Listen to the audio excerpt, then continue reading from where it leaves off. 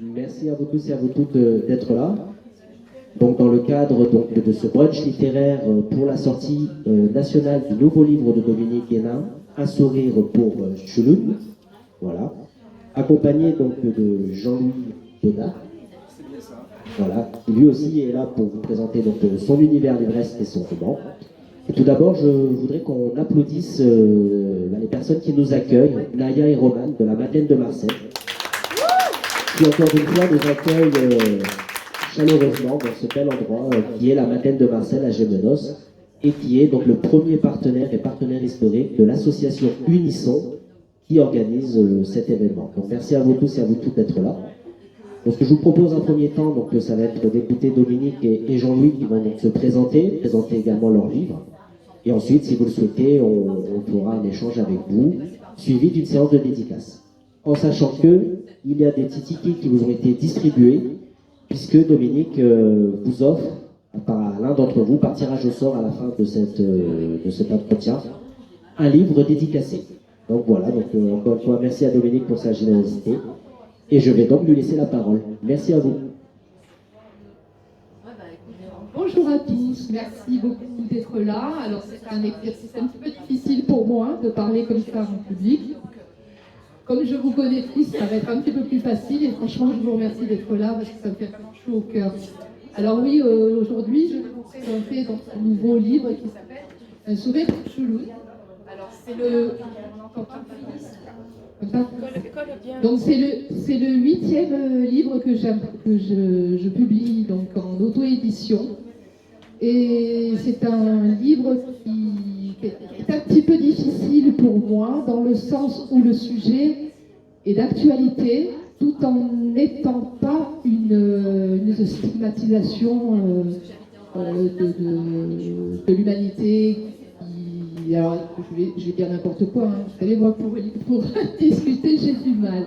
Alors, pour vous parler un petit peu de la genèse de ce livre, en fait, en 2020, j'ai visionné un reportage sur Arte, pour ne pas faire la pub, un reportage de Guillaume Pitron, un journaliste qui a passé à peu près 2 ans à travers le monde et qui a fait une enquête sur les revers de la transition énergétique, c'est-à-dire les terres rares qui sont utiles pour les éoliennes, les voitures électriques, etc.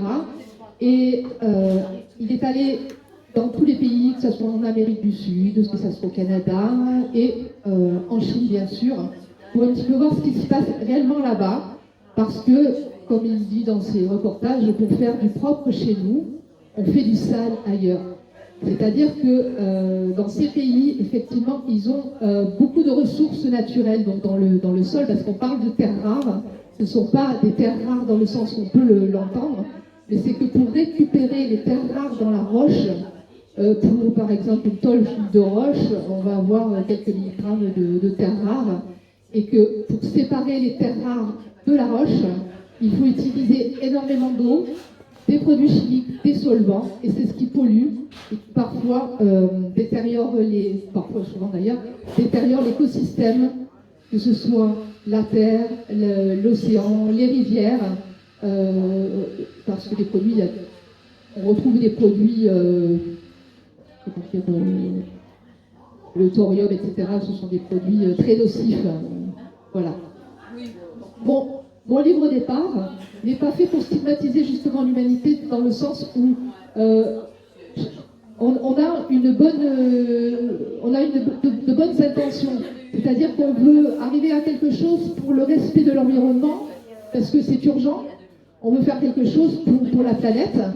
Mais il faut savoir que nous, de notre côté, on va avoir tout l'électrique, mais que là-bas, les politiques s'inquiètent surtout de savoir ce qu'ils vont gagner comme argent, mais pas trop comment ils vont faire pour gérer les déchets, pour gérer la façon de travailler, etc.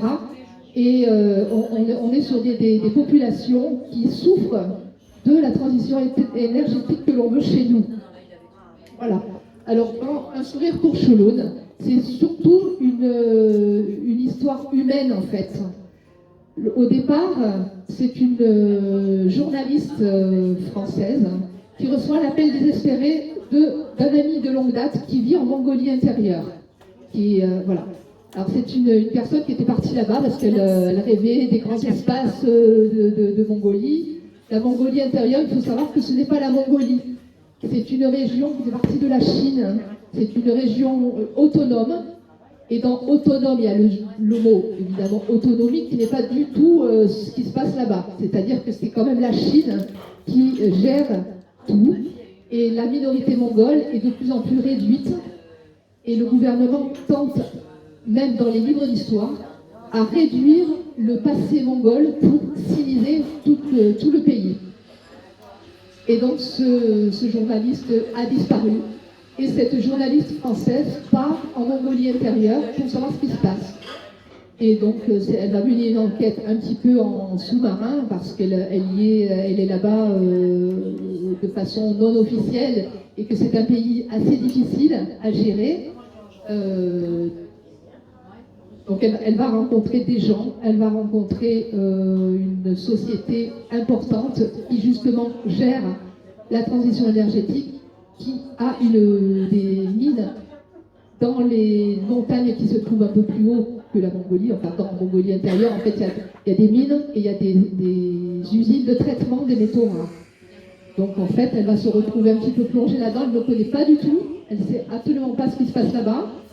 Et elle va un petit peu découvrir ce qui se passe, elle va rechercher son ami, et donc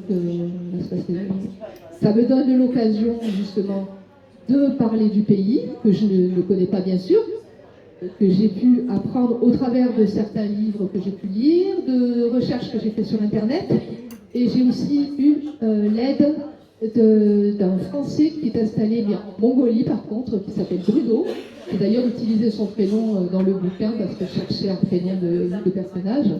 Et on a eu l'occasion de discuter de tout ça parce qu'il connaît un petit peu.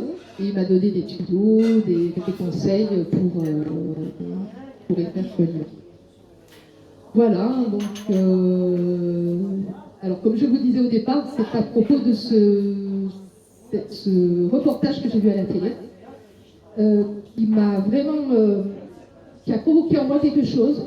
Alors surtout une image, alors après j'ai fait beaucoup de recherches, hein, j'ai beaucoup réfléchi à la façon dont j'allais tourner le bouquin, et je voulais pas justement que ça soit qu'on nous dise c'est pas bien, il faut pas faire comme ça. Non, c'est plutôt une interrogation. Comment on pourrait faire pour que ça soit autrement? Alors, vous savez qu'on est arrivé à 8 milliards d'habitants, donc de toute façon, on va devenir encore plus, hein, d'ici la fin du siècle, on devrait être 10 milliards, c'est à peu près ça. En 2000, voilà. Donc de toute façon, les ressources de la Terre s'épuisent très rapidement. Alors on essaye de faire mieux pour que tout le monde puisse en profiter, mais le problème c'est que depuis la révolution industrielle au 19e siècle, même avant, on a toujours fait des choses pour aller plus vite, pour améliorer la vie des gens. Et en améliorant la vie des gens, on n'a pas tellement réfléchi aux conséquences à moyen terme, voire à long terme. Ce qui fait qu'aujourd'hui, par exemple, on est obligé de se rendre compte que le plastique, par exemple, c'était nécessaire à un moment, mais on n'a pas su ce qui allait se passer plus tard. On n'avait pas de recul. Et maintenant, on voit que les océans sont pleins de plastique, que la faune marine disparaît, que les courants marins changent, que les pôles fondent, donc l'océan ne sera plus salé comme avant. Voilà, il devient moins salé, donc l'écosystème est perturbé, ce qui fait que le climat est perturbé. Toutes ces choses-là font que voilà, on est dans une impasse en fait. On sait qu'il faut agir de façon urgente, mais on est dans une impasse. Voilà. Et donc avec ce livre, j'explique un petit peu tout ça pour que les gens aient en conscience qu'il faut faire quelque chose. Mais c'est surtout une aventure humaine, parce que Chulun, c'est un jeune homme, un adolescent de 16 ans, qui habite donc en Mongolie intérieure et qui est malade. Mais il a en lui des rêves, il a envie de faire quelque chose, il a envie de sortir de tout ça pour son pays. Et un sourire pour Chulun. Le sourire, c'est un symbole, c'est le symbole d'espoir, c'est un symbole de transmission en fait. Et en lisant le livre, si vous lisez le livre, vous le comprendrez parce que c'est le fil conducteur en fait. Parce que le sourire, c'est gratuit, il ne coûte rien, il apporte beaucoup. Et dans un sourire, on peut tout avoir. Voilà. Merci. Merci Dominique donc, pour cette belle présentation. Est-ce que vous avez des questions pour cette première partie? Oui. Non, je voulais juste savoir, est-ce que ça t'a donné envie d'y aller, d'aller sur place et de découvrir ce pays mieux que sur Wikipédia? Alors oui, depuis que j'ai discuté aussi avec Bruno, qui est en Mongolie, mais lui il est en Mongolie, mais presque à la frontière de la Sibérie. Et depuis qu'on discute, il me dit, mais quand est-ce que tu viens? Quand est-ce que tu viens? Je te prépare une yourte, tu viens quand tu veux. Alors oui, c'est vrai que j'aimerais bien aller là-bas. J'aimerais bien aller là-bas. Ouais. Mais pour l'instant, pour mon bouquin, j'ai beaucoup utilisé Google Earth. Je le dis aussi dans le... Je le dis dans le bouquin. Mais ça m'a permis justement de visualiser un petit peu les paysages, tout ce qu'il y a là-bas. Et je m'en suis un petit peu servi. Donc ce n'est pas un livre technique, c'est une fiction. Surtout ça, c'est une fiction parce qu'il y a des choses qui sont vérifiables, effectivement. Mais j'ai quand même laissé mon imagination faire beaucoup de choses. Hein, donc voilà. Merci. Moi j'avais une question, tu dis beaucoup, comme tous tes romans, tu reverses tes droits d'auteur à des associations qui viennent pour la défense de l'environnement. Est-ce que ça va être également le cas pour ce livre? Et surtout, est-ce que tu peux nous dire pourquoi tu as choisi ces causes? Alors oui, pour tous mes livres, je reverse mes droits d'auteur à des associations caritatives. Donc au départ, bon, étant donné qu'un livre, pour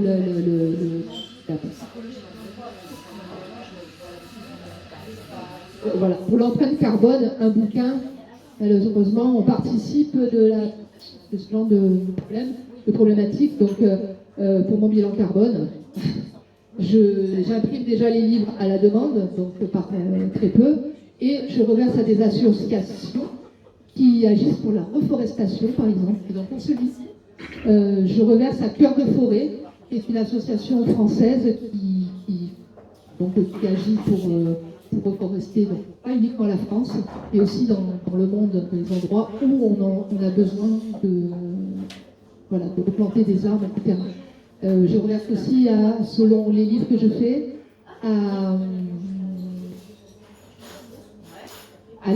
au mouvement Colibri. Vous savez, le mouvement Colibri qui a des antennes un petit peu partout dans le monde, avec Pierre Rabhi, malheureusement, nous a quittés. Et ça permet aussi de participer à cette transition qu'on demande. Voilà. Et pour mes livres jeunesse, je reverse à l'association TK21, qui est une association qui s'occupe de jeunes trisomiques à la gare de Niolon. Ils font des trucs super et vraiment c'est formidable. Voilà. Merci Dominique. J'allais vous demander comment ça pouvait applaudir Dominique pour cette belle chose. Merci.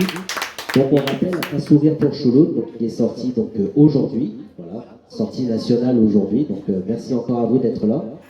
Et je vois qu'il y a une autre question donc, de notre cher ami Alain. Je vais te donner le micro. Excusez ma voix, mais je suis un peu en montant. Moi, c'est pas tellement une question, c'est un témoignage. Je sais d'expérience parce que j'ai fait quelques ratés sur le début de ma carrière là-dessus.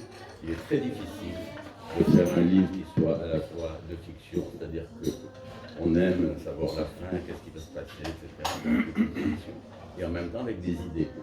Parce qu'il y a toujours des lecteurs qui vont vous dire « Ah, les idées, c'est très bien, mais tu sais, ta fiction, tu aurais pu t'en passer. » Et puis il y a ceux qui aiment que la fiction et qui disent « Bon, tes idées, tu sais, j'ai sauté quelques pages. » Et je trouve que Dominique, dans ses précédents, savait déjà très bien faire ça, empêcher les gens de sauter quelques pages et réussir à marier les idées qu'on fait passer, qui sont les plus forts avec un personnage qui doit des idées, qui doit dire le contraire, etc.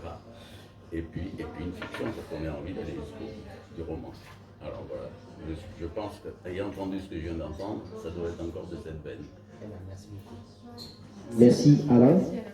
Et d'ailleurs, on rappelle qu'un petit ticket vous a été distribué. Il y aura un exemplaire qui sera donc, offert par Dominique. Donc encore une fois, merci. Justement, Alain parlait de tes anciens romans. Est-ce que tu veux bien nous les présenter rapidement en quelques mots, pour ceux qui ne te connaissent pas? je pense que vous le connaissez. Alors, en parler, oui, comme disait Alain, c'est vrai que j'aime bien, dans mes bouquins, faire de la fiction parce que j'aime inventer des choses, imaginer des mondes, des personnages, etc. Et c'est vrai que j'ai toujours cette tendance à vouloir envoyer un message.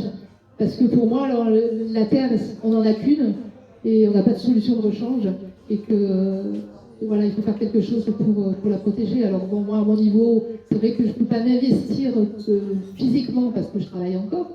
Et donc, pour moi, lier ma passion de l'écriture à ma passion pour le respect de l'environnement, c'était, voilà, je le fais comme ça, parce que ça me permet, voilà. Donc mes livres, effectivement, il y a toujours un petit message comme ça, subliminal, pour me dire qu'il faut un petit peu faire attention, respecter l'environnement, faire les petits gestes de tous les jours, c'est déjà quelque chose.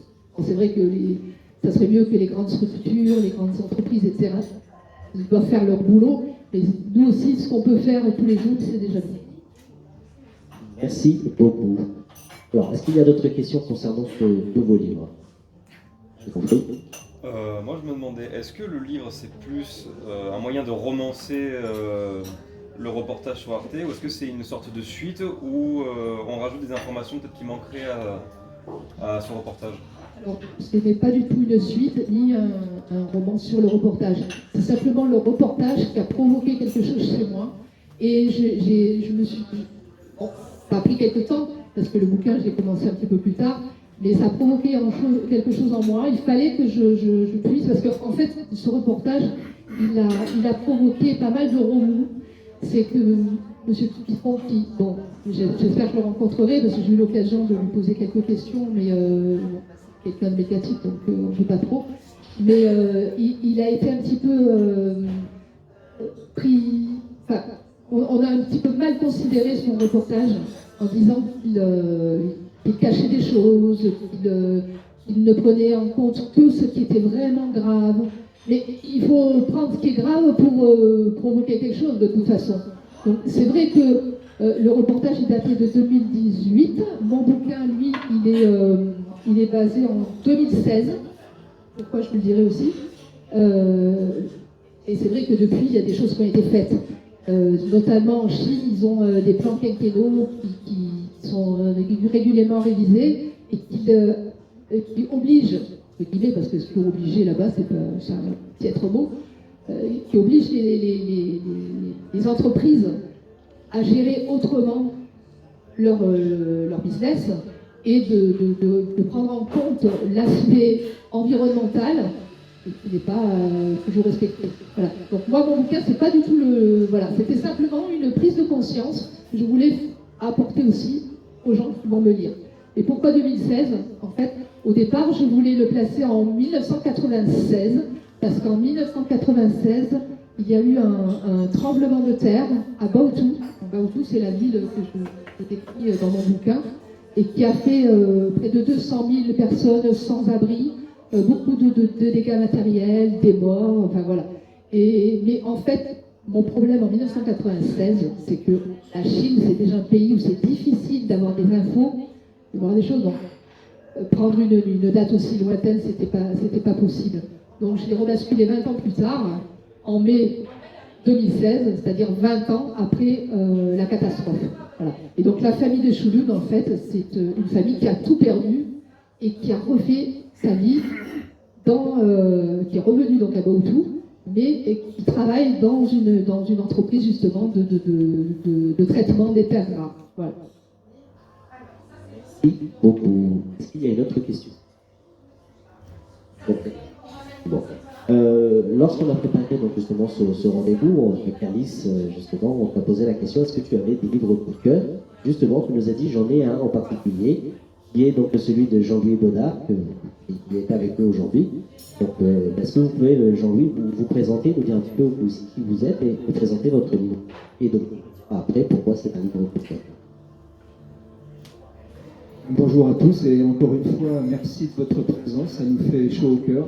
C'est important pour des auteurs qui travaillent souvent en solitude de pouvoir rencontrer des lecteurs. Voilà, donc merci beaucoup de votre présence. Alors moi, mes reportages, en fait, ne m'ont jamais malheureusement conduit en Mongolie intérieure, et je regrette, j'aurais bien aimé, même si dans ma vie de journaliste, j'ai beaucoup voyagé, que ce soit donc à titre professionnel ou à titre personnel, hein, de la Nouvelle-Zélande jusqu'à l'Himalaya, du désert de Mauritanie jusqu'au Tchad, du Québec jusqu'en Finlande. J'ai toujours beaucoup aimé le voyage, parce que je pense que le voyage et la lecture ont ce point commun de nous faire rencontrer l'autre. Et le livre nous permet d'avancer dans notre vie personnelle, tout comme le voyage. Et les deux me semblent aller de pair. Donc, même si je ne suis pas allé en Mongolie intérieure, j'ai eu à un moment donné envie, en fait, de découvrir mon propre pays et le fleuve de mon enfance.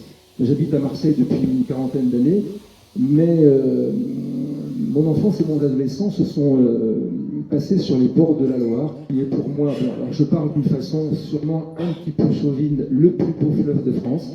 C'est en tout cas le plus long, puisqu'il mesure 1022 km de long.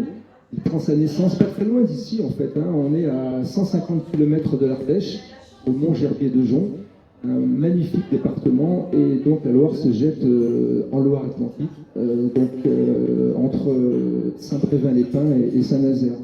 Et en tant que Tourangeau, en fait, je ne connaissais qu'une partie de la Loire, hein, en gros entre Orléans et Saumur, et je n'avais aucune idée, en fait, de ce qu'était la Loire en amont et en aval.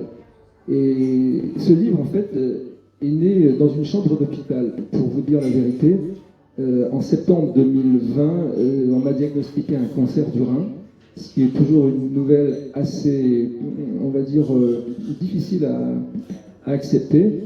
Et en septembre 2020, je me suis retrouvé donc dans une chambre d'hôpital après une opération. J'avais perdu énormément de temps. J'étais dans un état de fatigue intense et temps sportif, dans un état physique vraiment complètement délabré en fait. Il me semblait impossible à ce moment-là de pouvoir envisager quoi que ce soit. Les voyages me semblaient une chose révolue. Le sport me semblait inaccessible. Et je me suis mis à rêver en fait et à me dire que si jamais j'avais la chance de pouvoir repartir, ce ne serait peut-être pas au bout du monde, ce serait peut-être sur les bords de Loire, et si je pouvais faire ce voyage à vélo, ce serait vraiment formidable. Et je rêvais de ça, alors que ce n'était pas quelque chose d'extraordinaire. La Loire, elle n'est pas loin d'ici, on n'est pas au bout du monde, mais ça me semblait être un défi personnel tout à fait important. Et l'idée de ce livre est née dans cette chambre d'hôpital, et 8 mois plus tard, je suis parti avec mon vélo au Mont-Gerbier de Jonc pour suivre la Loire, et l'objectif n'était pas simplement de raconter ma vie, mais également de faire partager aux gens, tous ceux qui habitent au bord de la Loire, tous ceux qui ont envie d'y aller, de la découvrir, de leur faire découvrir tout ce que moi j'ai appris dans tous les domaines. La Loire est un fleuve extrêmement riche sur le plan de l'environnement, on en parlait avec Dominique tout à l'heure. C'est un fleuve qu'il faut protéger également, il subit beaucoup d'agressions, notamment de pollution. On voit que l'activité humaine, qu'elle soit domestique, industrielle ou agricole, pollue énormément. Même si on en prend conscience aujourd'hui, il reste encore énormément de choses à faire. Et la Loire est un peu le réceptacle de tout ça. Donc il y a beaucoup de gens aujourd'hui qui s'en préoccupent, qui essaient de sauver la Loire, qui est souvent présentée comme le dernier fleuve sauvage d'Europe. C'est un peu vrai, mais c'est également un peu faux. C'est comme des parties qui sont industrialisées. La Loire compte 4 centrales nucléaires, on en parle beaucoup en ce moment. Elle compte également 3 barrages hydroélectriques. Dieu sait si l'électricité est aujourd'hui au cœur des débats. Et la crainte, évidemment, de tous les Ligériens, ce sont les habitants de la Loire, de voir ce fleuve encore plus abîmé. Alors, fort heureusement, il reste encore préservé. Pour vous donner un exemple, le Rhône compte 19 centrales nucléaires. C'est quand même énorme. La Loire reste encore un fleuve à découvrir. Il est extrêmement populaire, puisque le parcours de la Loire à vélo commence à Nevers jusqu'à Saint-Brévin-les-Pins, compte environ 1,5 million de cyclistes chaque année qui passent 3 jours, une semaine, voire un peu plus. Peu de gens font l'ensemble du trajet. Pour reconnaître qu'entre les sources de la Loire et la confluence de l'Allier, ça grimpe, c'est dur.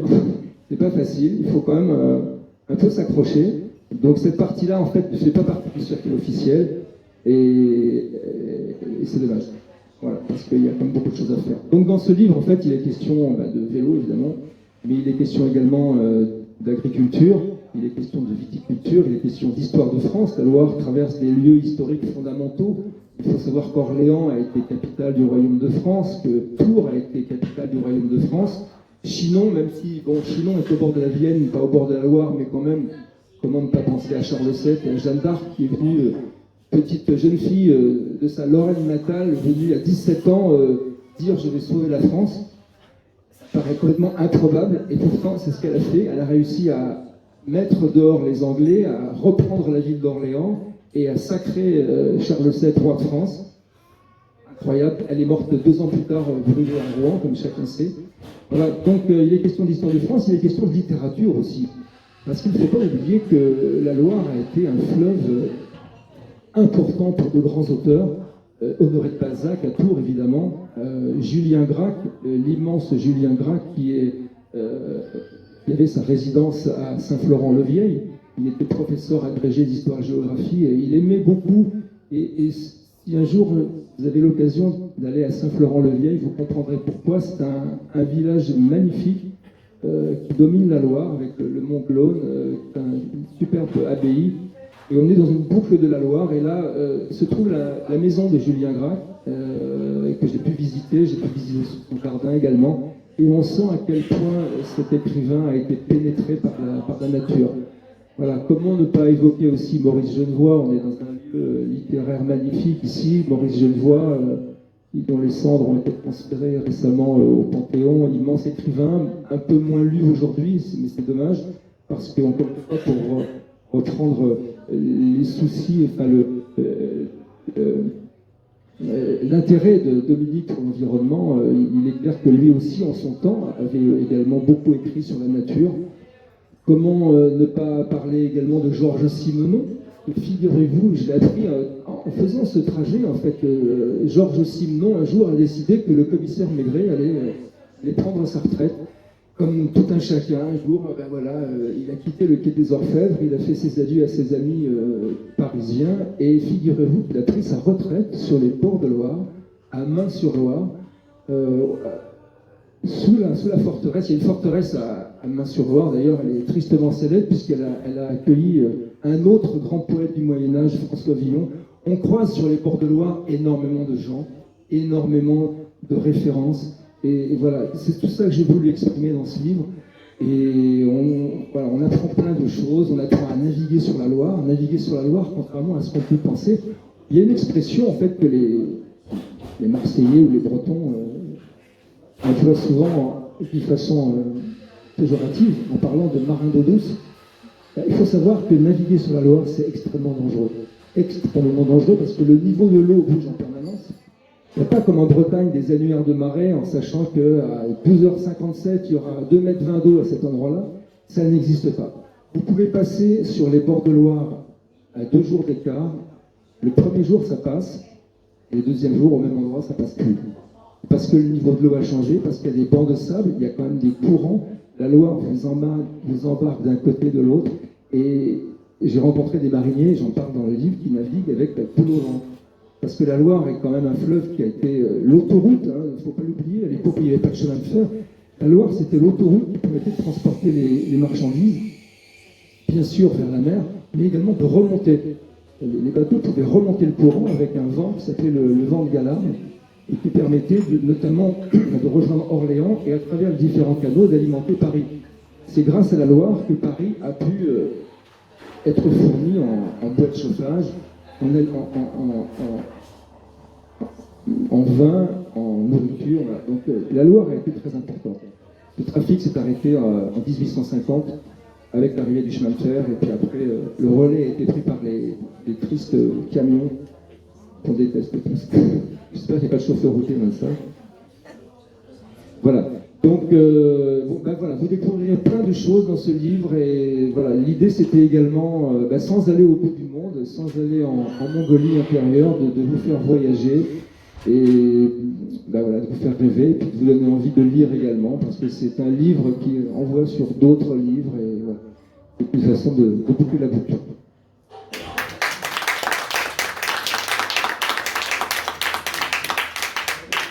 Si je peux me permettre de préciser quelque chose, alors effectivement c'est livre sur la Loire, mais en fait c'est un livre sur la France, parce que la France est belle, elle est pleine de diversité, et c'est pas uniquement parce que nous on est à Marseille, on n'est peut-être pas sur la Loire, mais c'est un livre qu'il faut lire à n'importe quel endroit de France, parce que ça parle de notre beau pays, si on l'aime, eh ben, il faut le lire. Voilà. Merci beaucoup, Dominique. Justement, donc, ça a été ton livre coup de cœur. Est-ce que tu peux nous dire pourquoi ça a été ton livre coup de cœur? Alors ben voilà, parce qu'en fait, Jean-Louis, je le connais dans un autre contexte, et que on est venu à être en contact par rapport justement à la littérature, et il m'a offert son livre. J'étais vraiment surprise, vraiment agréablement surprise, et je l'ai dévoré en 2 jours en fait. Et j'ai trouvé que justement le style, c'est un style, alors c'est un poète aussi. Il écrit hyper bien, bon, il est journaliste aussi, hein, bon, voilà. Mais franchement, ce qu'il décrit, c'est de l'amour, quoi. Au fil de son récit, la Loire devient une femme, en fait. Une femme qu'il aime passionnément. Et il la décrit, en fait, comme ça, comme une femme qu'on découvre, donc qui montre ce qu'elle a de beau, ce qu'elle a de moins beau, voilà, le charme, voilà, tout ça. Et franchement, moi, j'étais vraiment sous le charme de ce livre, parce que j'ai appris plein de choses, et ça me donne vraiment envie. Je pense qu'à ma retraite, je vais aller faire un tour là. Eh ben, dis donc, t'as des voyages à faire. Ouais. Merci beaucoup. Merci. Est-ce qu'il y a des questions pour Jean-Luc? Je t'en prie, Alice. Jean-Luc, je voulais savoir, c'est ton premier livre? Oui, c'est disons le premier livre édité, parce que c'est vrai que j'ai écrit tout au long de ma vie, hein, depuis tout petit, un journal, voilà, et je pense que c'est cette passion de l'écriture qui m'a poussé vers le journalisme, hein, aussi bien en presse écrite, en radio, en télé. On n'écrit pas exactement de la même façon dans un journal qu'à la radio ou à la télévision. Ce sont des styles très différents, mais j'ai déjà écrit, débuté des livres qui m'ont pas vraiment satisfait. Donc voilà, j'ai arrêté ce projet. Et effectivement, en l'occurrence, c'est le premier livre, on va dire, édité, voilà, abouti. Et je dois dire, sans aucune fausse modestie, que franchement, c'est du bon travail. Je me suis vraiment fait plaisir à l'écrire, et parfois, je le relis un petit peu pour ce genre d'occasion, donc pour me rafraîchir la mémoire. Et franchement, c'est un beau voyage. Je suis content d'avoir fait ce voyage, et je suis content de pouvoir le partager avec d'autres. Parce que ce soit à pied, à vélo ou autrement, je trouve que c'est un fleuve qui mérite vraiment notre attention. Et comme le dit Dominique, en fait, il est un peu le reflet de notre France. C'est-à-dire qu'on a quand même la chance d'être dans un pays extrêmement riche en histoire. On parle de gastronomie également dans ce livre, on parle de viticulture évidemment, hein. On passe un petit peu de temps dans les caves, mais c'est normal. Le vin fait partie de l'identité de l'ADN de la Loire, et quand on regarde le nombre de crus qui jalonnent la Loire, hein, depuis même les monts du Forêt, c'est le premier vin que l'on trouve en partant des sources, le mont du Forêt, et ça va jusqu'au Muscadet sur les bords des rives de Nantes. On passe à Sancerre, évidemment, on passe à Pouilly-sur-Loire. Il y a un chapitre qui est consacré au Vouvray, voilà, pas loin de Tours.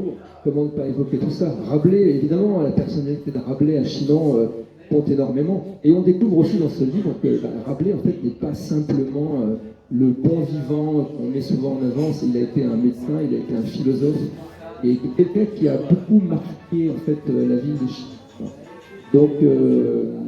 Donc c'est un fleuve extrêmement riche dans tous les domaines, et je suis content vraiment de faire connaître davantage ce fleuve, voilà, parce que en fait je crois que ce livre finalement je l'ai écrit pour elle. Merci beaucoup. Est-ce qu'il y a une autre question? Oui. Je voulais savoir si vous parlez aussi des châteaux de la Loire. Alors, sur les châteaux de la Loire, il y a énormément de choses. En fait, il faut savoir que en commençant ce livre, je me suis dit, forcément, déjà quelqu'un qui a écrit quelque chose sur la Loire à vélo, c'est tellement évident. Et en fait, je me suis rendu compte que non. En fait, sur la Loire à vélo, il y a des guides qui sont très bien faits, avec des cartes, des adresses de restaurants, d'hôtels, etc. Tous ces livres partent de Nevers. C'est là que commence le parcours officiel de la Loire à vélo. Et sur les châteaux, il y a une littérature, mais vraiment impressionnante. Il y a énormément de livres. Donc je me suis dit, je ne vais pas recommencer à décrire tous les châteaux. Je parle de quelques-uns. J'ai eu un coup de cœur pour un château où je fais une halte et j'y consacre un chapitre parce qu'il faut dire aussi que sa construction a été extraordinaire. C'est le château de Chambord. Donc j'ai fait une halte coup de cœur, moi aussi, au château de Chambord, voilà, qui a été construit, décidé par un jeune roi de 22 ans, François Ier, qui n'a même pas vu l'achèvement de son œuvre, puisqu'il est mort avant.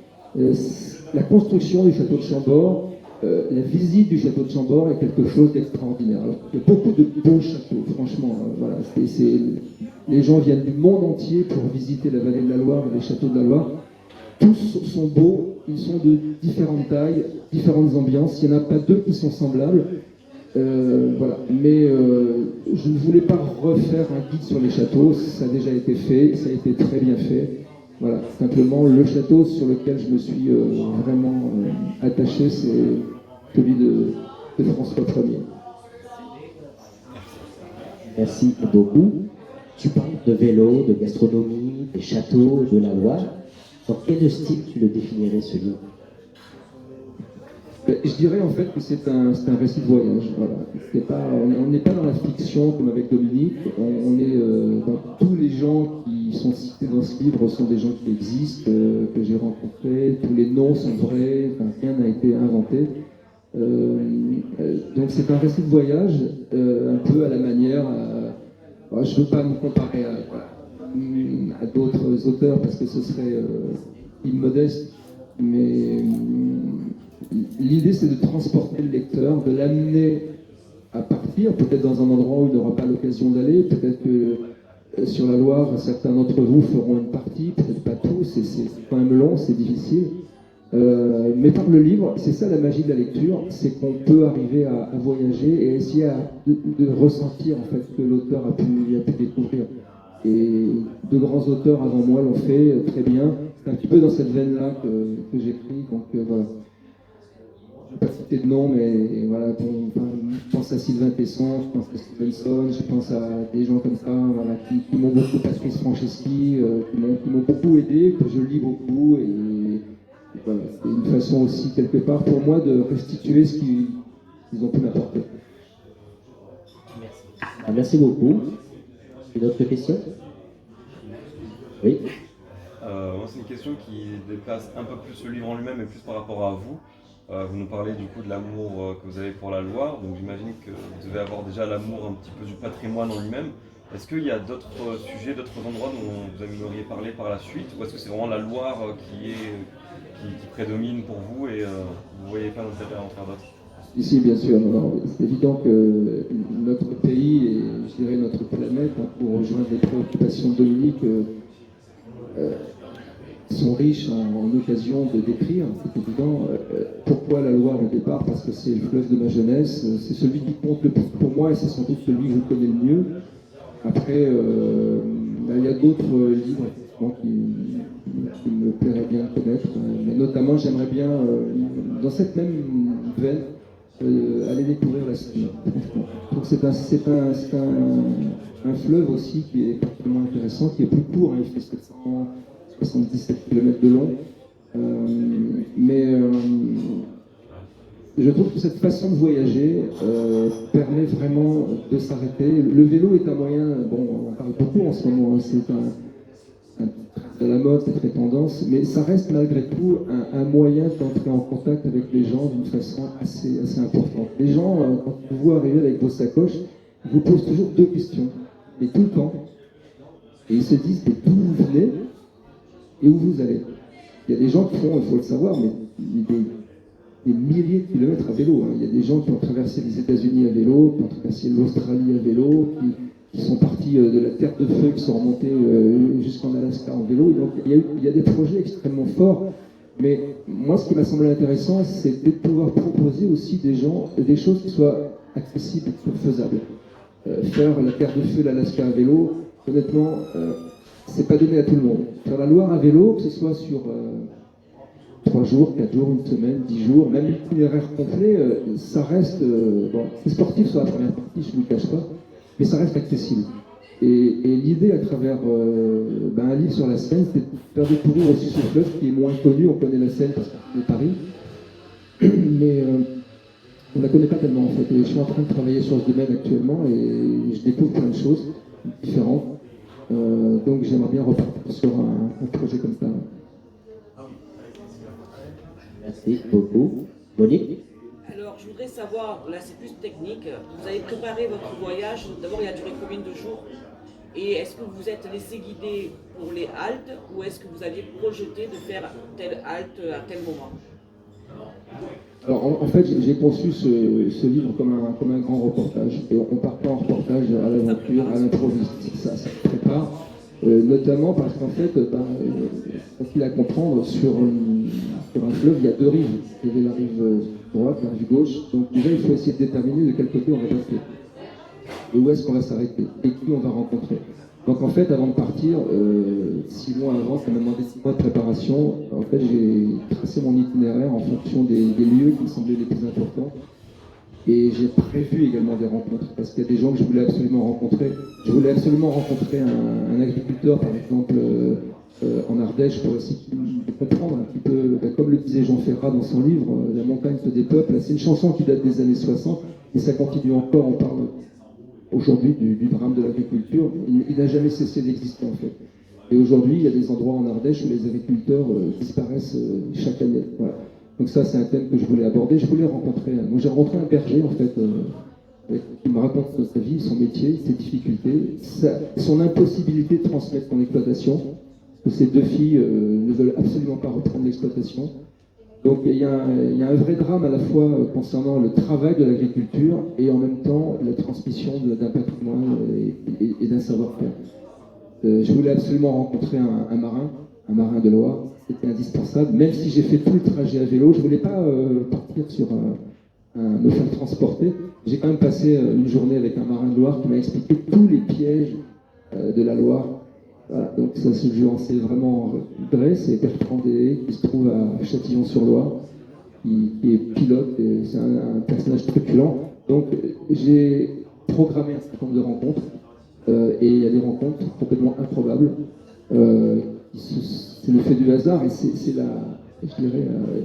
la magie du voyage, tout ça. Ouais. On rencontre des gens qu'on n'avait pas prévus et qui vous apportent énormément. Je pense à Marie-Claude, par exemple, qui habite juste en face de la centrale nucléaire de Saint-Laurent-des-Eaux, qui est toute petite quand elle a vu construire cette station, cette centrale nucléaire impressionnante. Il faut voir qu'il y a 2 tours de réfrigération qui mesurent 200 mètres de haut, et elle habite juste en face. Avec son mari, ils sont agriculteurs tous les deux, ils font des céréales. Et à l'époque, ce qui est très étonnant, c'est qu'aujourd'hui, le moindre projet, on l'a vu avec Notre-Dame-des-Landes, ça suscite tout de suite une opposition énorme. Et à l'époque, elle était petite avec son père, avec les gens du village, à Avaray, c'est le nom du village. Eh bien, ils allaient voir le chantier, c'est une véritable fourmilière, il y avait des centaines de gens qui travaillaient. Vous imaginez comment on travaille pour construire une centrale nucléaire. Et ça n'avait suscité absolument aucune opposition. Les gens venaient là comme au spectacle, ils repartaient, il n'y avait pas de banderole, il n'y avait pas de manif. Et cette station, cette centrale nucléaire, s'est construite juste en face de chez eux. C'est une rencontre impromptue, qui n'était pas prévue. Et voilà, elle m'a expliqué comment on fait en fait pour vivre aussi avec ça. Vous vivez avec une centrale nucléaire à 300 mètres de chez vous, quoi. Voilà. Donc, pour répondre à votre question, il y a un petit peu les deux. Il y a une bonne part de préparation. Et un peu d'improvisation, voilà, et ça donne un beau livre de rencontre. Voilà, justement, j'en ai une autre. Le livre, est-ce qu'il est venu après, avant ou pendant l'idée du livre? Ou est-ce que vous êtes parti avec l'idée de faire le livre, ou simplement vous êtes parti dans votre projet et l'idée d'écrire le livre est arrivée après? Non, le livre est né bien avant. Il est né, comme je vous l'ai expliqué, dans cette chambre d'hôpital. Oui, d'accord, j'avais compris le projet, mais pas que le livre avait été prévu. J'avais pensé qu'il n'y avait que le projet de faire la Loire, mais je n'avais pas pensé au livre. Non, le livre, j'avais l'idée d'écrire bien avant, mais ça me semblait aller de source, en fait. J'allais dire couler de source. D'accord, c'est le cas. Merci. Vous allez mieux? Moi j'ai une question très rigolote. Monsieur? Vous allez mieux? C'est vraiment la question la plus délicate. Je vous remercie beaucoup, c'est gentil. Oui, je vais mieux. Et j'avoue en fait que ce projet m'a permis de retrouver la santé, à la fois sur le plan physique et sur le plan mental. Parce que quand vous êtes frappé d'un cancer, ça peut prendre des formes très différentes. Hein. On peut s'en sortir, on peut en mourir. Et quand ça commence, on ne sait jamais comment ça peut évoluer, quoi. Voilà. Donc, en fait, ce voyage, ça a été aussi une forme de rémission pour moi. Ça m'a permis de montrer que j'étais encore capable de faire quelque chose. Parce que quand j'étais sur mon lit d'hôpital, je me suis dit, c'est foutu, quoi, c'est terminé. Je n'ai plus de force, j'ai plus rien, j'arrive même pas à m'asseoir. C'était très compliqué. Ouais. Et voilà, donc il faut se battre en fait. Voilà. Et ce projet, en fait, le fait de partir avec un projet, ça donne de la force, bizarrement. Ouais. Même si parfois on doute, parfois on n'en peut plus, et ça permet d'avancer. C'est un peu une parabole de l'existence où dans la vie on traverse des moments qui sont compliqués. On a le sentiment de perdre pied, on se dit j'ai plus envie quelque part même, c'est trop dur. Et ben avec un projet, avec un objectif, un but, un cap, comme avec les marins, on avance, ça aide, ouais. Et ça va mieux, merci. Dominique, elle a dit que vous avez fait plusieurs caves à vin. Ah, voilà, une question tout à fait intéressée. Le meilleur vin que vous ayez goûté, c'est lequel Alors là, franchement, c'est impossible de répondre à cette question parce qu'il n'y a pas de meilleur vin. En fait, un vin, c'est comme une rencontre amoureuse. C'est-à-dire que voilà, il y a un lien entre une personne. Vous avez votre personnalité, d'autres personnes ont leur caractère, leur personnalité, et quand vous aimez un vin, en fait, vous rencontrez presque quelqu'un d'autre. Et ce vin vous correspond. Voilà. Voilà. Donc le meilleur vin pour moi ne sera pas forcément le meilleur pour vous. Moi par exemple, j'aime beaucoup le rouge. Je trouve qu'il a un aspect terroir beaucoup plus puissant que le blanc ou le rosé. Voilà. Donc j'aime bien le chinon par exemple. Voilà. J'adore le vin de Chinon, j'adore le vin de Vouvray. Mais bon, un Bordeaux c'est bien aussi. Est-ce que tu pourrais raconter quand tu as dormi au monastère, parce que ça, je trouve génial. Je n'ai pas dormi dans le monastère, on va dire. J'ai déjeuné. Ouais. Après, ça, c'est un épisode, ça rejoint un petit peu ce qu'on disait tout à l'heure sur les rencontres fortuites, parce que ça, c'était impossible à caler. Il se trouve que du côté de Saint-Jean-d'Arc, qui est un petit village qui se trouve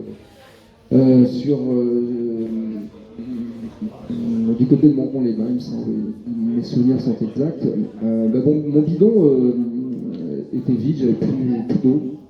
Et j'avise vraiment un grand bâtiment, un grand monastère, et je me dis, je vais aller voir si je peux pas obtenir un petit peu d'eau, parce que tout était fermé, il n'y avait rien.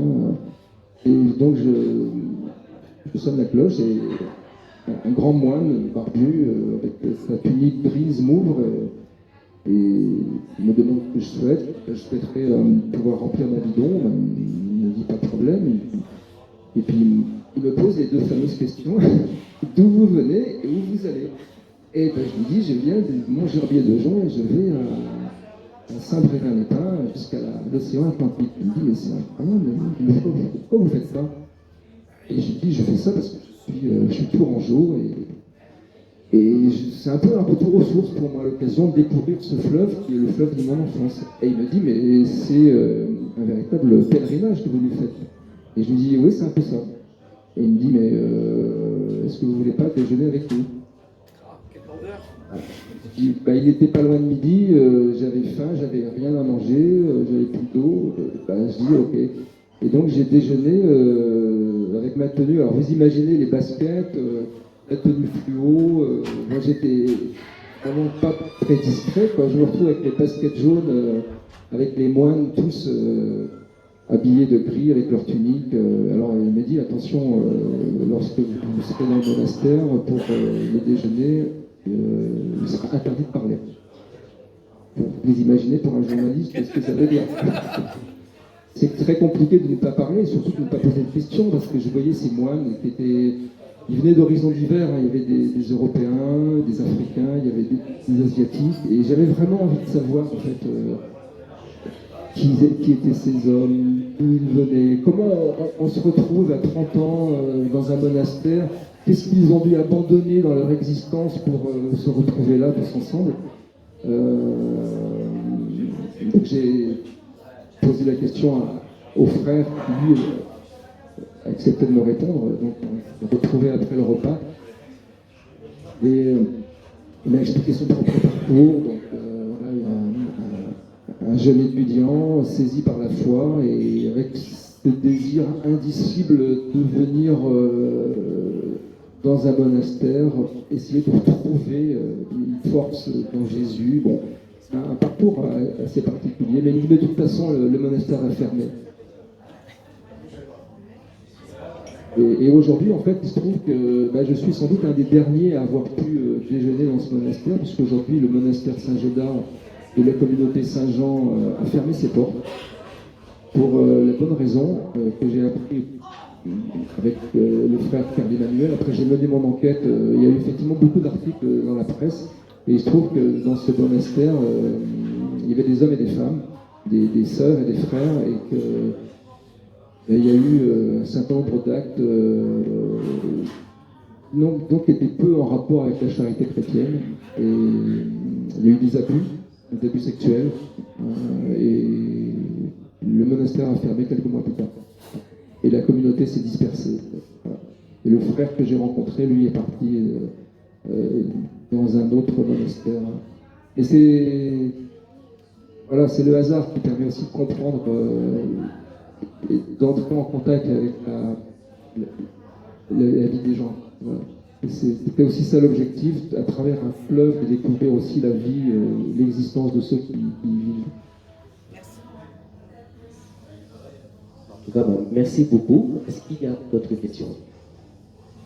Bon, en tout cas, on vous remercie donc tous les deux pour cette présentation. Donc Jean-Louis Boudard, on le rappelle, donc, auteur du livre La Loire en roue libre, dont vous pouvez vous procurer des exemplaires là-bas tout à l'heure, avec une dédicace bien sûr. Et notre cher Dominique Guéna, pour son roman qui sort aujourd'hui, on le rappelle, Un sourire pour Chouloud, dont un exemplaire est à gagner. Et encore une fois, merci. Je vous demande de les applaudir. Donc vraiment, merci à vous. Je souhaiterais aussi, avant de terminer, qu'on parle de l'association donc Unisson, donc, qui, on le rappelle, est l'association qui organise cet événement, dont Dominique est la secrétaire. Donc je veux remercier quelques membres qui sont ici, dont Emmanuel Statopoulos, qui est auteur, que je vous demande d'applaudir aussi, auteur de Gémenos. Il y a aussi Alice Masson, qui est donc la trésorière de l'association et aussi auteur. Monique Sondaz, Alain Séfraud aussi qui est là avec nous. Et tout à l'heure, il y avait le Maïlis Père des éditions rédactives. Et encore une fois, on remercie donc notre partenaire, la Madeleine de Marcel, avec Nayan et Romain. Voilà, que vous devez applaudir. Merci à vous. Donc, et moi qui suis président, bonjour. Merci. Donc pour vous dire quelques mots donc, sur cette association, donc je laisserai Dominique vous en parler après, mais elle a été créée donc, suite au salon de Gémenos qui s'est déroulé donc, au mois de mai 2022, voilà déjà. 14 mai. Le 14 mai 2022, merci Dominique. Et ce salon a rencontré un énorme succès et la mairie nous a dit avec Dominique et Alice, nous on veut la même chose, mais on veut quelque chose de beaucoup plus grand. Donc la date est déjà fixée donc, pour cette deuxième édition. Ici à la Cour des Granges, ce sera le samedi 20 mai. On peut déjà vous dire qu'il y aura de beaux auteurs, des auteurs locaux, mais aussi des auteurs nationaux, dont une table ronde qui sera organisée. On peut le dire. Donc il y aura une table ronde qui sera organisée, donc, qui aura pour thème quand l'hérédité rime avec célébrité. Et je peux déjà vous dire que nous avons des accords de principe de Alexandre Murat, qui est le descendant direct de Joachim Murat. Pour ceux qui ne le savent pas, c'était le beau-frère de Napoléon Bonaparte. Donc, il a écrit un livre aussi, donc il pourrait être avec nous. Le premier petit-fils de Louis de Funès, monsieur Laurent de Funès, qui a écrit des contes pour enfants. Il sera avec nous. Et nous aurons aussi Nicolas Pagnol, donc le petit-fils de Marcel, qui sera avec nous également. Donc encore une auteure dont on attend un accord de principe, qui est effectivement, merci Alice, qui est donc Clélia Ventura, qui est la fille aînée donc, de l'acteur Lino Ventura. Voilà, donc nous avons des accords de principe pour certains, des accords validés pour d'autres, donc on vous confirmera tout ça prochainement. Mais en tout cas, je tiens à remercier aussi, donc, par exemple, Emmanuel, qui est très actif aussi pour l'organisation de ce salon, avec les autres membres actifs. Donc encore une fois, merci. Donc je l'ai dit le 20 mai, et puis voilà, donc il y a beaucoup d'événements qui vont être prévus. Exactement, merci Monique. Le live de Dominique qui est prévu donc la semaine prochaine, et elle sera en présence de Nicolas Pagnol. Donc la semaine prochaine, jeudi soir, sur Facebook et YouTube, un live exceptionnel pour nous reparler de son roman. Le 7 janvier, nous aurons ici même, c'est le samedi, 7 janvier, c'est ça, un goûter littéraire autour de la Galette des Rois pour fêter la bonne année, où nous aurons 6 auteurs qui viendront présenter leurs livres, leur univers, pareil comme aujourd'hui, questions-réponses. Et ce sera aussi l'occasion pour nous tous de se rassembler avec les membres de l'association, vous les lecteurs, autour de la galette, de fêter la bonne année, parce que voilà, on a tous envie de vous retrouver l'année prochaine. Et encore une fois, merci à tous. Et maintenant, ce que je vous propose, donc, c'est de se retrouver donc, pour aller boire un café, manger un petit morceau tous ensemble, et puis bien entendu échanger avec nos amis auteurs. Merci à tous, à très bientôt.